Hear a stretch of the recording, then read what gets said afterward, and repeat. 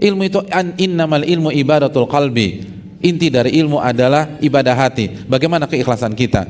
Bagaimana ketawaduan kita? Bagaimana hati kita dalam menyikapi saudara kita? Bagaimana kekhusyuan kita?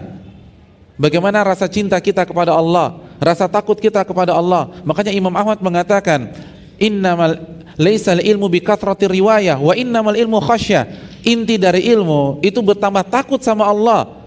Bukan hanya sekedar meriwayatkan hadis, bukan hanya sekedar menghafal juz 30, juz 29, juz 28 atau hafal 30 juz. Itu bukan ilmu. Kalau yang penting hafalan, orang munafik juga hafal.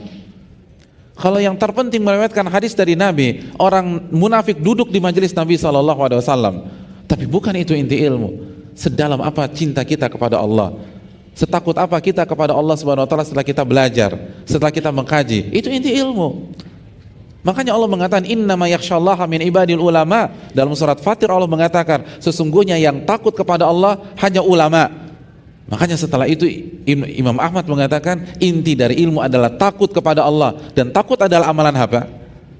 Amalan hati. Bukan hanya sekedar meriwayatkan, bukan sekedar retorika, bukan sekedar orasi yang menggebu-gebu, tapi ketika turun dari mimbar seakan-akan dia tidak mengenal Allah Subhanahu wa taala. Itu bukan ilmu.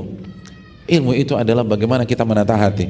Makanya Ibnu Qudamah dalam kitabnya Mukhtasar Minhajul Qasidin dan para ulama-ulama lain mengatakan inilah kunci sukses para ulama-ulama terdahulu.